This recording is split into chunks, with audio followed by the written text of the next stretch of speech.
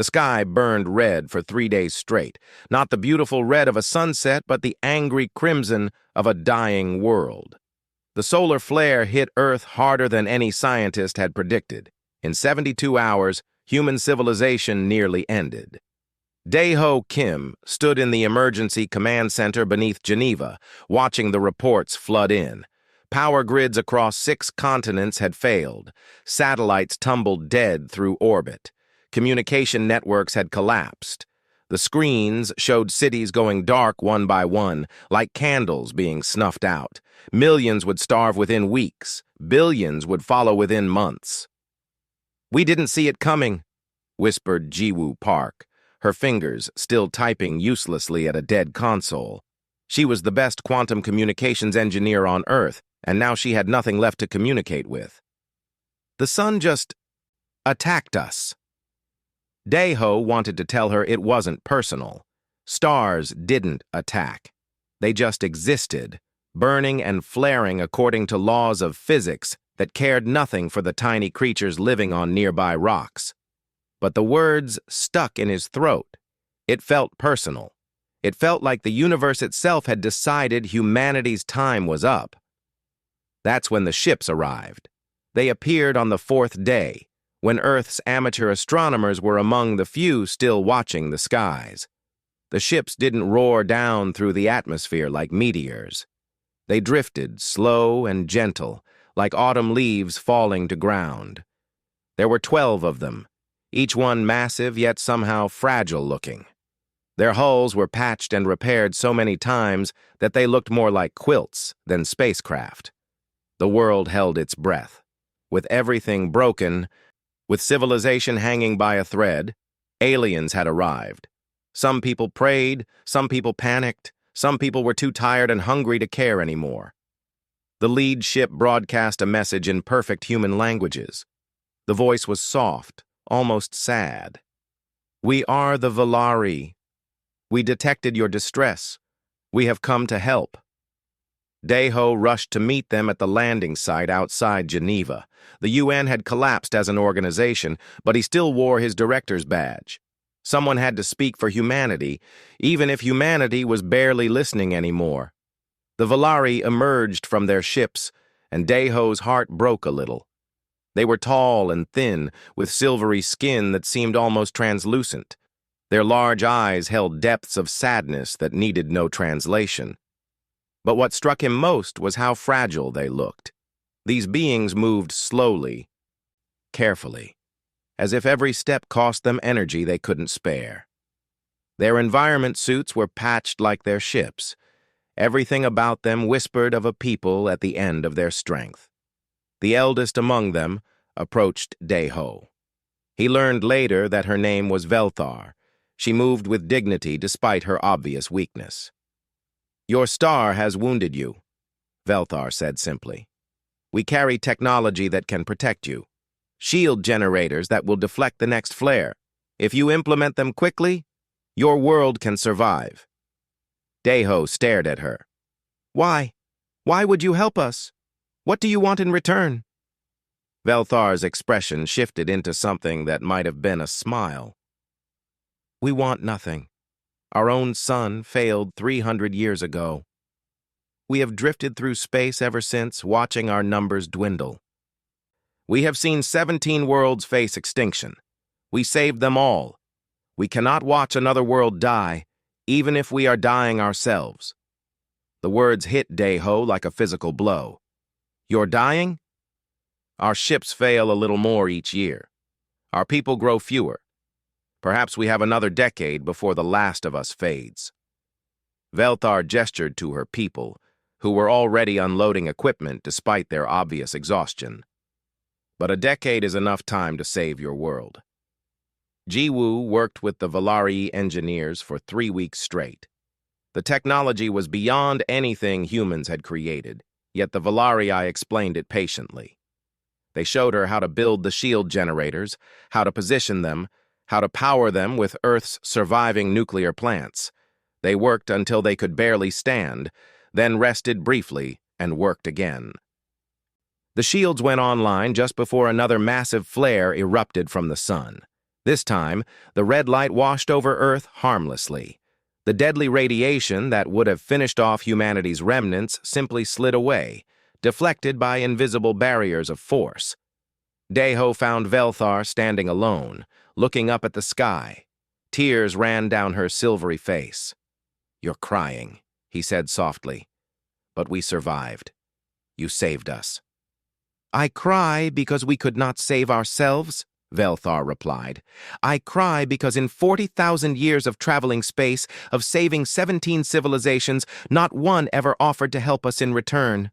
They thanked us. They gave us medals and monuments. Then they let us leave, dying and alone." She turned to him with those deep, sad eyes. "Your people will survive now. That is enough. We will depart soon and drift until the end finds us." Deho felt something shift inside him. Around the world, in the restored communication networks, he knew billions of humans were hearing this same story. The aliens who saved them wanted nothing, expected nothing, would leave to die alone in the dark between stars. He thought about humanity's history, all the wars fought over resources, all the greed and selfishness that had marked their time on Earth. And he thought about who they could choose to be instead. "No," Deho said quietly. "Not this time." Velthar looked at him with confusion. "What do you mean?" "I mean humanity owes you a debt, and we're going to pay it." Deho pulled out his communication device and sent a message to every functional government on Earth, every leader, every person who could still receive it. "You helped us once. Now let's show you what humanity can do when someone gives us a chance to be better than we've been." For the first time in 40,000 years, Velthar felt something she'd forgotten: hope. The emergency session of the United Nations took place in a half-ruined building in Seoul. It was one of the few major cities with stable power, thanks to the Valari shields. Representatives from every surviving nation crowded into the chamber. Some appeared via flickering video screens. Others had walked for days to be there in person. Hye-Jin Choi stood at the podium, her hands shaking slightly. As the new Secretary General, she'd been chosen specifically for this moment. She was young, only 43, but she'd spent the crisis organizing food distribution and saving thousands. People trusted her. "The Valari saved us," she began, her voice steady despite her nerves. "They asked for nothing. They expect nothing. In 3 days, they plan to leave our solar system and drift until their life support finally fails." She paused, letting the weight of those words settle. "I am here to propose that we don't let that happen." Murmurs filled the chamber. A Russian delegate stood up. "We barely have enough resources to feed ourselves. How can we help them?" Hye-Jin had expected this. "The Valari need 3 things: a stable place to live, medical help to stop their population decline, and repairs for their ships." She pulled up a holographic display. "We have planets. Mars is already partially terraformed. We have medical technology they never developed because their biology was stable until recently. And we have raw materials and manufacturing." "You're proposing we give them a planet?" someone called out. "I'm proposing we give them citizenship," Hye-Jin said firmly. "Full integration, not as guests, not as refugees, as equals, as partners, as family." The chamber erupted into noise. Arguments flew back and forth. Some called it madness. Others called it the only moral choice. Deho watched from the side, his heart pounding. Everything depended on this vote. Taeyang Lee, a fusion engineer from Busan, stepped up beside Hye-Jin. He'd been working with the Valari scientists for weeks. "I've examined their biology," he said loudly, cutting through the noise. "They're dying because their cellular regeneration is failing, but human stem cell technology can fix it. We can save them, not just delay their extinction, but actually save them." A woman from Brazil raised her hand. "How much will this cost?" "Everything," Hye-Jin admitted. For the next 10 years, we'll have to dedicate enormous resources to this. It means less for us, slower recovery, more sacrifice. She looked around the room. But here's what we get in return. The Valari have 40,000 years of knowledge, technology we can't imagine. They've visited hundreds of worlds. If we save them, if we truly partner with them, humanity doesn't just survive, we thrive. The debate lasted 16 hours. Representatives argued, pleaded, and calculated. Some spoke of morality, others spoke of practical benefits. Many simply spoke of what felt right.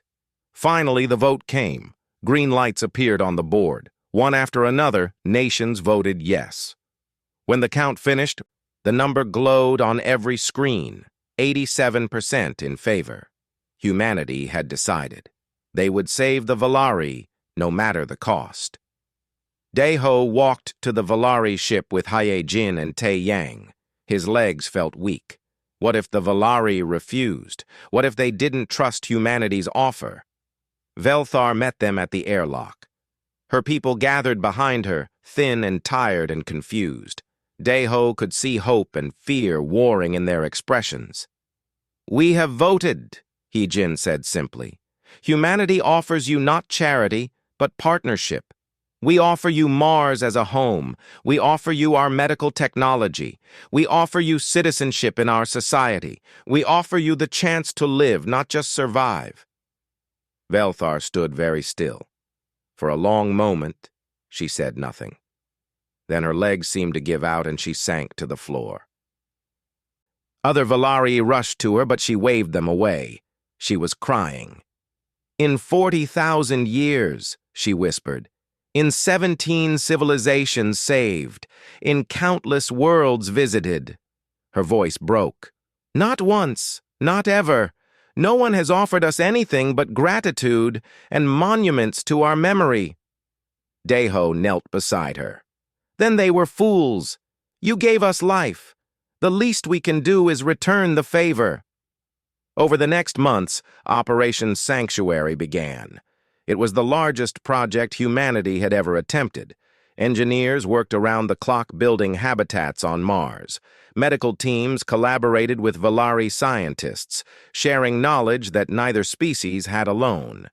Jiwoo led the effort to repair and upgrade the Valari ships, learning their technology while teaching them human innovations. Tae-Yang made the breakthrough on the 73rd day. He burst into the command center, his eyes wild with excitement. "It works! The cellular regeneration treatment works!" The first Valari patient was an elderly male named Kinsha. He'd volunteered despite the risks, saying he was old enough that failure would merely speed up the inevitable. Tae-Yang administered the treatment in a laboratory beneath Seoul, with dozens of human and Valari scientists watching. For 3 days, nothing seemed to happen. Then Kinsha's translucent skin began to change. It grew stronger, less fragile. His movements became easier. His eyes grew brighter. "I feel," he said wonderingly, "like I did 200 years ago." The news spread like wildfire. Treatment centers opened across Earth and Mars. Every Valari received the cellular regeneration therapy. Within 6 months, their population stabilized. Within a year, the first Valari child in a century was born. They named her Hae-Jin, after the woman who had convinced humanity to act. The partnership grew deeper than anyone had imagined. Human creativity combined with Valari knowledge produced miracles. They developed faster-than-light communication. They created new methods of terraforming that could turn dead worlds green in decades instead of centuries. They built ships that could cross the galaxy. But more than technology, something else emerged. Friendship, understanding, a bond between species that transformed both. Daeho stood on Mars 2 years after the vote, watching a joint human-Valari crew prepare for the first deep space exploration mission. Velthar stood beside him, looking healthier than he'd ever seen her. "You changed everything," she said softly. We expected gratitude. You gave us life. You gave us family. You gave us a future. You gave us a choice, Deho replied. You showed us who we could be. We just decided to be worthy of your gift. Velthar smiled, a gesture she'd learned from humans. The galaxy is old, Deho. Old and often cruel. Most civilizations take what they can and give nothing back. But you... She gestured at the ships, the hybrid cities, the humans and Valari working side by side. You broke that pattern. You showed that gratitude can be more than words. A distress signal arrived that evening from a distant star system. A reptilian species called the Kalor were dying from a plague. They begged for help. Deho looked at Velthar. She looked back at him. Then they both smiled. Prepare the ships, Deho said. Someone needs our help. 10 years had passed since the Valari arrived at dying Earth. Subin Kong walked through the hybrid city of New Haven on Mars and marveled at how normal it all seemed now. Humans and Valari shared the streets, the shops, the parks. Children of both species played together in the gardens, their laughter echoing off the dome overhead. Subin was the first official human Valarii cultural liaison officer, a job that hadn't existed a decade ago. Her role was to document the integration, to help solve the small conflicts that arose when two different species tried to build a life together. Mostly, she just watched in wonder as barriers dissolved. The morning greeting ritual still confuses me, a young Valari named Tal Esh admitted to her over synthetic coffee. He worked at a farming research station with human colleagues. Why do humans ask, "How are you?" when they don't want a detailed medical report? Subin laughed. It's just politeness. You say, fine, and you, even if you're not fine. It's about acknowledging each other. Inefficient, Talesh said, but he was smiling. But I like it anyway. It feels warm. These were the conversations Subin documented, the small moments of understanding, the ways two species learn to communicate not just through technology, but through genuine connection. Her reports went back to Earth and Mars colonies, helping new mixed communities form more smoothly. But the real transformation was happening in the laboratories and workshops. Young Mihan commanded the Joint Space Fleet now, ships crewed by both humans and Valari. The new vessels combined human engineering boldness with Valari precision and knowledge. They could cross distances that would have taken centuries in mere weeks. Jump preparation complete, young Mi announced from the bridge of the flagship Unity. Her crew snapped to attention, humans and Valari working their stations with practiced efficiency. Engineering? Status? FTL drive online, replied a Valari engineer. Human-designed cooling systems functioning perfectly. We're ready, Commander. Young Mai felt a surge of pride. Neither species could have built this ship alone. The Valari had the theory for faster-than-light travel, but lacked the materials and manufacturing techniques. Humans had the industrial capacity, but not the knowledge. Together, they'd created something miraculous. Take us out, she ordered. The Unity slipped into FTL, reality bending around it. Destination, the Kepler 442 system, where early surveys had found a habitable world. If the partnership could terraform it, they'd have another home for both species. Back on Earth, J1O worked in fields that shouldn't exist. He was an agricultural pioneer, developing crops with Valari plant biologists. The Valari had studied thousands of worlds and understood how life adapted to different environments. Humans brought genetic engineering techniques the Valari had never considered. The result was wheat that could grow in Martian soil, rice that thrived in low-light conditions, vegetables that pulled water from air itself. But more than that, they'd created plants that could terraform dead worlds simply by growing on them. Look at this. Jaewon showed his Valari colleague Meska, a sprout pushed through red Martian dirt inside their greenhouse. 6 months ago, this soil was completely sterile.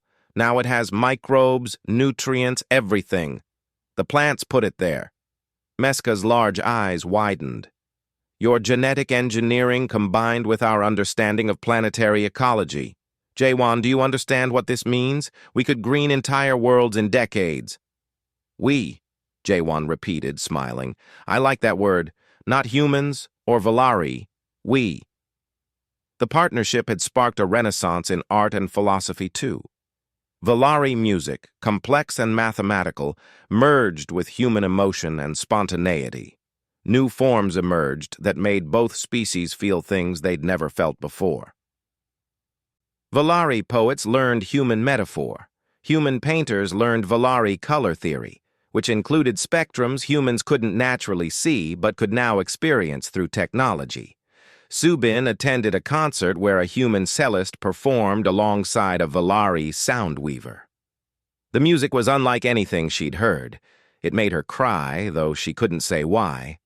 Looking around, she saw tears on human and Valari faces alike. Music had become a bridge that needed no translation. But the galaxy noticed humanity's transformation.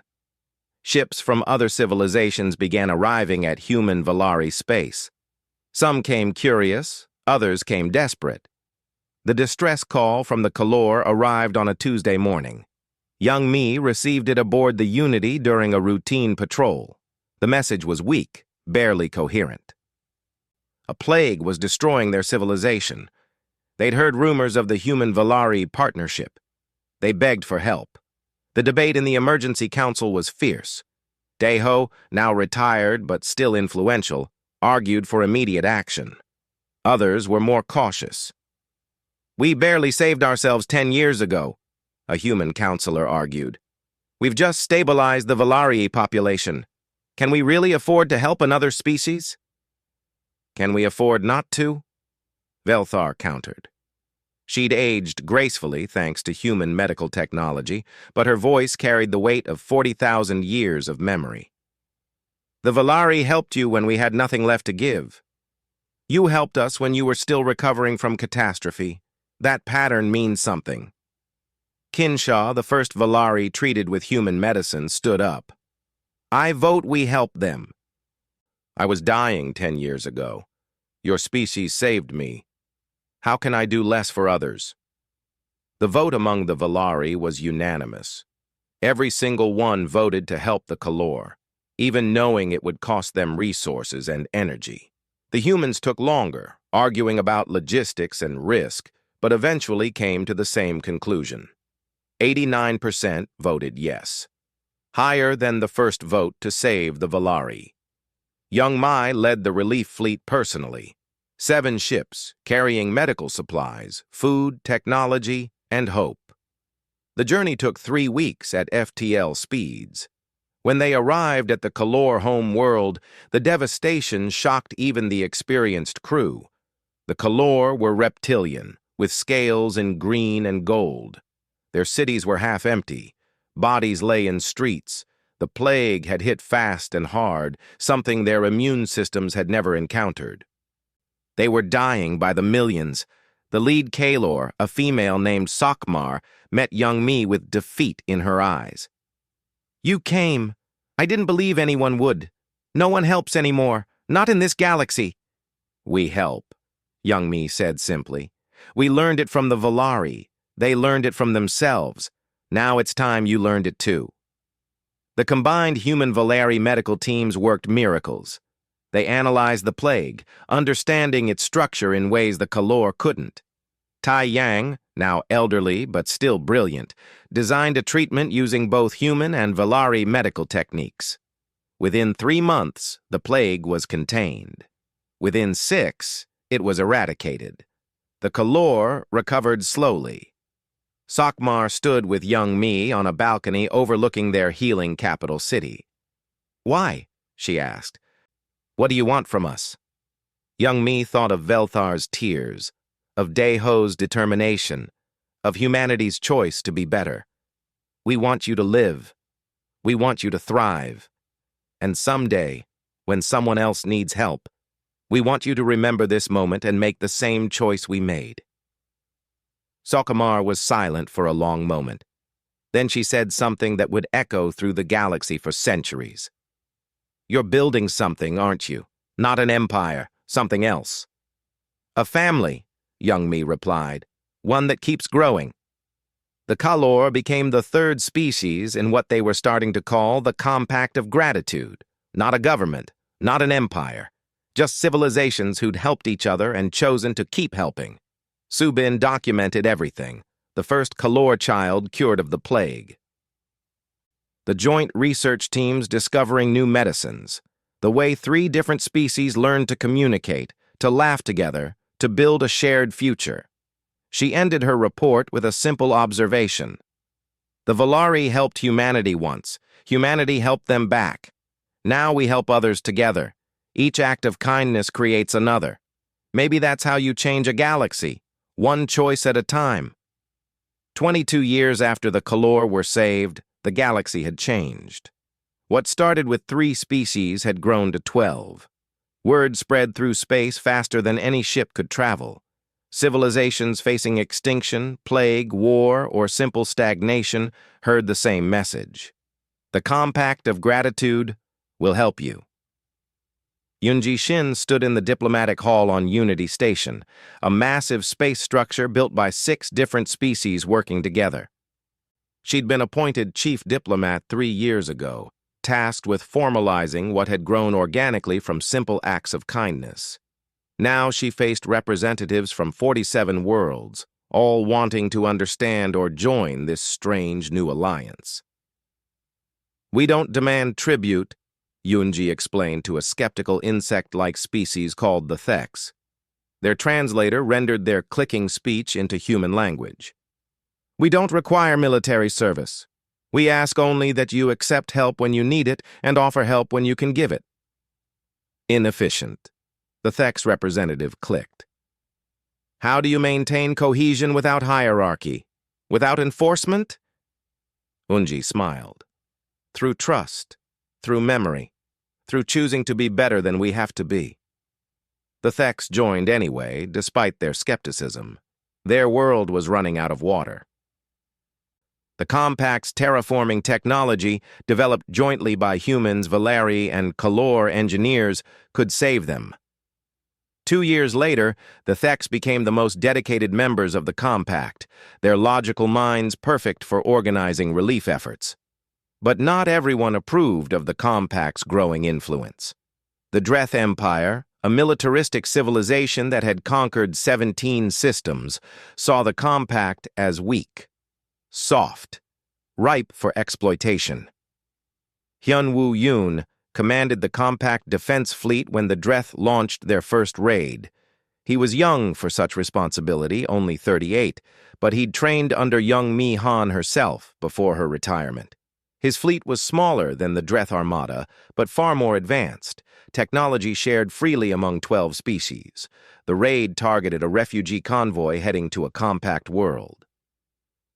500 ships carrying civilians from a dying planet, defended only by a handful of escorts. The Dreth expected easy prey. They were wrong.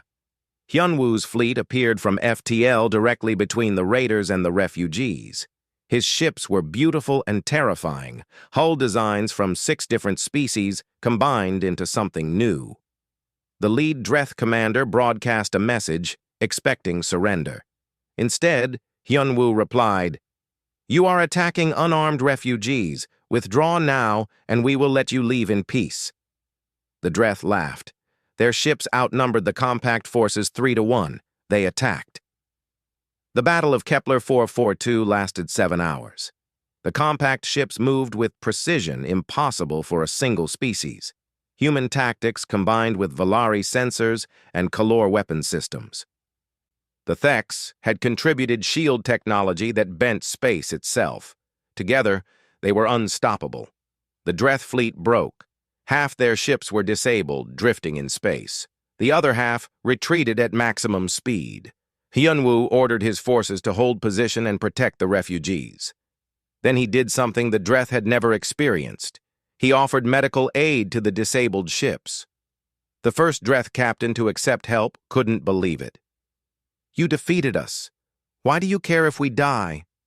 A human medic named Bo-Ra Kim, working alongside a Valari doctor, treated the captain's injuries. "Because you're alive," she said simply. "That matters." Over the next days, compact medical teams treated 300 wounded Dreth soldiers, fed them, repaired their ship's life support, then released them, fully supplied with food and medicine for their journey home. The Dreth prisoners were confused, then amazed, then thoughtful. They returned to their empire carrying stories that their commanders tried to suppress, stories of an enemy that treated prisoners better than the Dreth treated their own citizens. Seeds of doubt were planted. Yunji worked on formalizing what she called the Sanctuary Doctrine. It was both simple and revolutionary. 3 core principles: help those who need it, welcome those who give it, and treat all beings with dignity regardless of their past actions. "The third principle will be controversial," Velthar warned her. The old Valari had become Yunji's closest advisor, her 40,000 years of experience invaluable. "Many species believe in punishment and revenge." "I know," Yunji said. "But if we want to change the galaxy, we have to break that cycle. Punishment doesn't heal. It just creates more pain."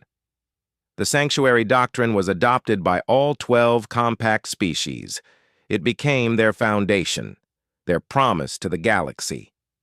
Within 5 years, 20 more species joined. The compact now spanned 300 star systems. Ancient civilizations, some millions of years old, watched with confusion.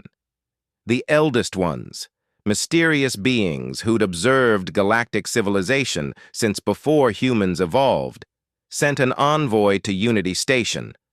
The envoy was energy given form, its thoughts transmitted directly into minds.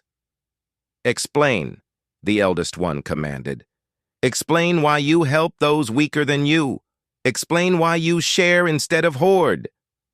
Explain why you break every pattern we have observed in 10 million years."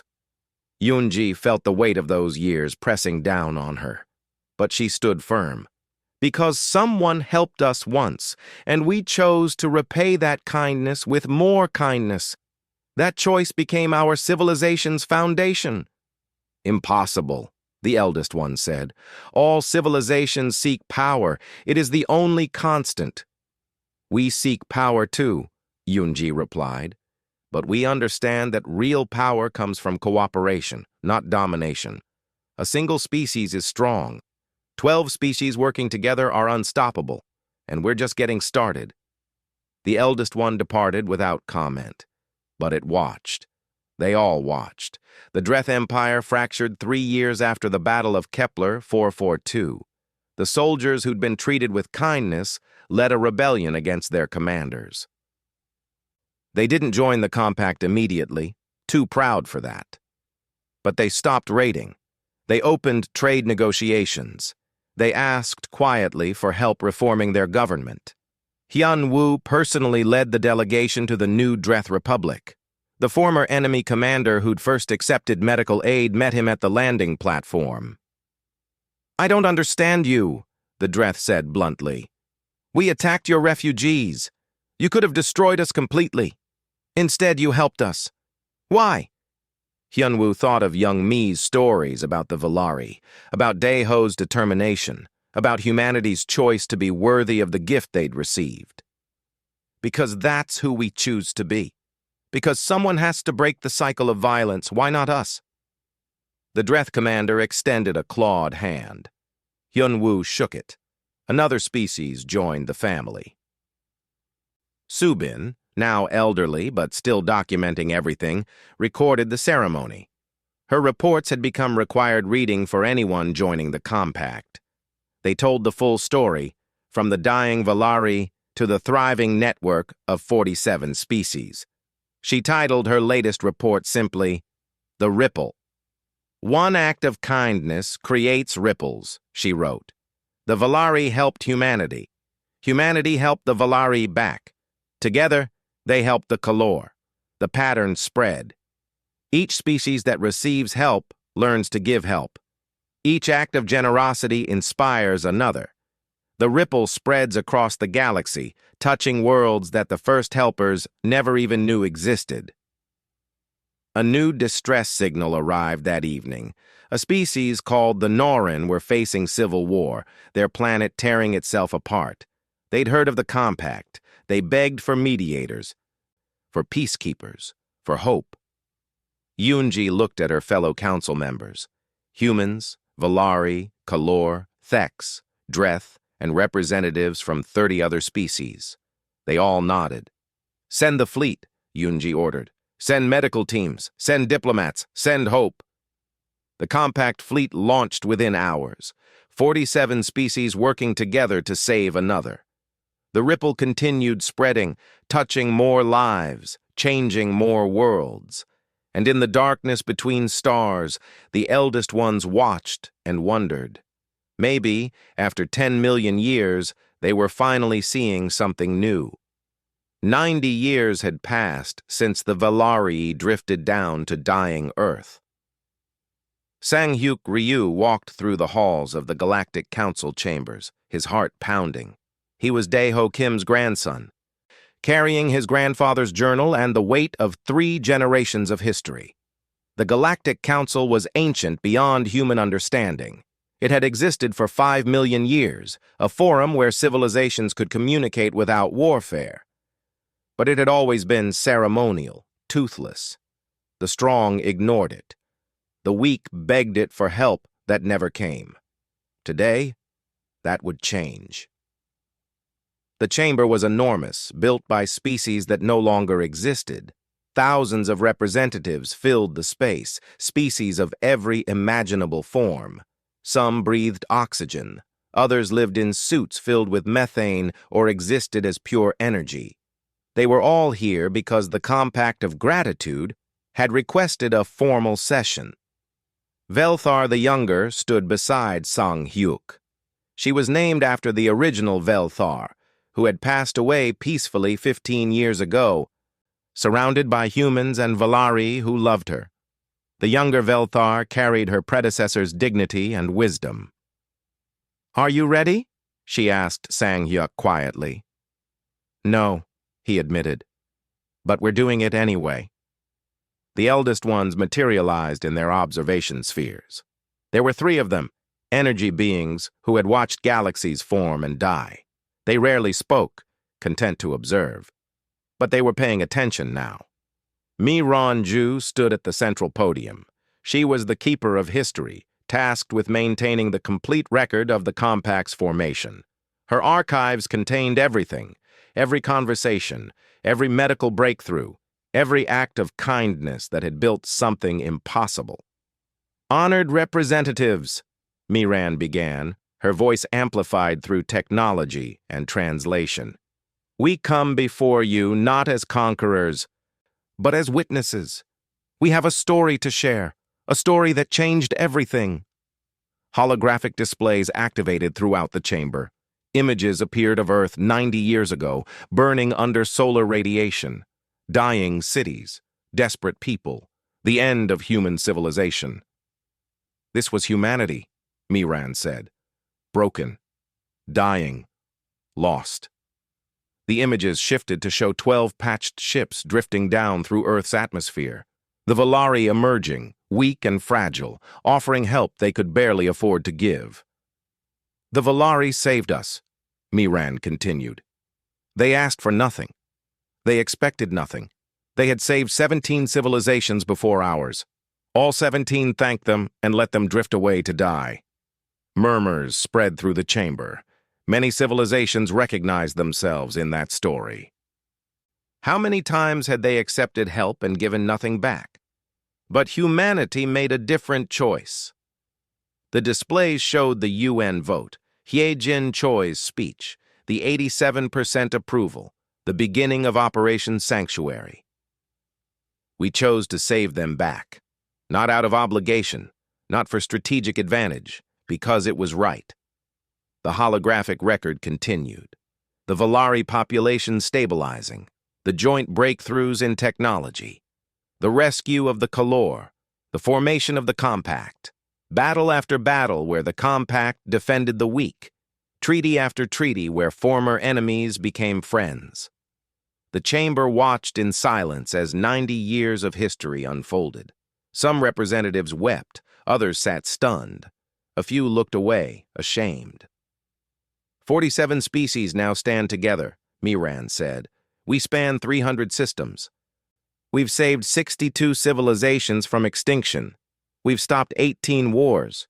We've developed technology that benefits everyone, shared freely with anyone who asks. She paused. All because one dying species chose to help, and another species chose to help back. Sang-hyuk stepped forward, opening his grandfather's journal. The old leather book looked tiny in the vast chamber, but every eye turned toward it. My grandfather wrote this on the day the Valari arrived, Sang-hyuk said. His voice shook, but he pushed forward. I want to read you his words. He found the right page, yellowed and worn from decades of handling. They helped us once, Sang-hyuk read. They asked for nothing, expected nothing. But what we do next will define us forever. Will we be the species that takes and forgets? Or will we be the species that remembers and repays? Will we continue the cycle of cosmic selfishness, or will we break it? The choice we make now echoes through all the time we have left. Sang-hyuk looked up from the journal. He wrote that 90 years ago. We made our choice then, and every day since, we've made the same choice. To help, to share, to build instead of take. One of the eldest ones spoke, its voice resonating in every mind. We have watched civilizations rise and fall for millions of years. All follow the same pattern. They compete, they conquer, they exploit, then they collapse or stagnate. The ancient being's attention focused entirely on the compact representatives. You broke the pattern. Another eldest one joined its voice to the first. We did not believe it was possible. We thought cooperation was temporary, an alliance of convenience that would shatter under pressure, but you proved us wrong. You built something stable from kindness alone. The third eldest one spoke last. We have seen empires span galaxies. We have watched species achieve immortality and godlike power, but we have never seen what you created. A civilization based entirely on reciprocal compassion. It should not work. By every law of evolution and game theory, it should have collapsed. But it grows stronger. Velthar the Younger stepped forward. It works because we remember. Every species in the compact knows someone helped them first. We know the shame of accepting help and giving nothing back because some of us did that before we learned better. We know the joy of being saved when we expected to die. Those memories matter. They change us. A representative from a species called the Quinn stood up. They were ancient, nearly as old as the eldest ones, but had always remained isolated. What do you want from this council? The Quinn asked bluntly. Miran answered. We want the Galactic Council to adopt the Sanctuary Doctrine as fundamental law. We want every species to know that helping others is not weakness but strength. We want to formalize what we've built, so it outlasts all of us. The debate that followed lasted 3 days. Some species embraced the idea immediately. Others resisted, clinging to old ways of thinking. The Quinn remained silent, observing. Finally, the vote came. Every species in the Galactic Council, whether compact member or not, could vote. Green lights appeared on the displays. One by one, civilizations chose. When the count finished, it showed 93% approval, higher than the original vote to save the Valaria, higher than any major galactic decision in recorded history. The Sanctuary Doctrine became galactic law, not enforced by military might, but by the power of example. Species that helped others would be supported by the compact. Species that exploited the weak would find themselves isolated, cut off from the most advanced technology and the most vibrant economies in the galaxy. The celebration that followed was unlike anything the galaxy had ever seen. 47 species, thousands of worlds, trillions of individuals, all united by a simple idea. Kindness matters. Sang-hyuk found himself standing with Velthar the Younger in a quiet corner of Unity Station, watching the fireworks through the viewport. Ships from 100 different civilizations filled space, celebrating together. "Your grandfather would be proud," Velthar said softly. "So would yours," Sang-hyuk replied. The first Velthar saved Earth expecting nothing. She got everything. A family, a legacy, immortality through the changes she inspired. "We gave humanity shields," Velthar mused. "You gave us life. Together, we gave the galaxy hope." A new distress signal arrived the next morning. A species called the Renai from the far edge of the galaxy, facing a planetary disaster. They'd never heard of the compact before, but someone had told them, "Look for the species that help." Sang-hyuk and Velthar looked at each other and smiled. The same smile humans and Valari had shared countless times over 90 years. The smile that said, "Someone needs us." The compact fleet launched within hours, 50 species contributing ships, supplies, personnel. They jumped to FTL, racing to save another civilization, to welcome another member into the family. And throughout the galaxy, people told stories. Stories of the dying Valari who gave everything to save Earth. Stories of humanity's choice to repay that kindness with overwhelming generosity. Stories of how one decision rippled outward, changing everything. "They helped us once" became more than words. It became a proverb, spoken in 1,000 languages across 1,000,000 worlds. It meant, one act of kindness can change the universe. It meant, choose generosity over selfishness. It meant, we're all family if we choose to be. Miran updated her historical archives one last time.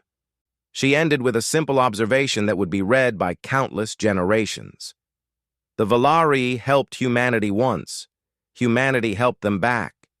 Together, they changed the galaxy, not through conquest, not through force, through the simple revolutionary act of remembering that kindness received should be kindness returned.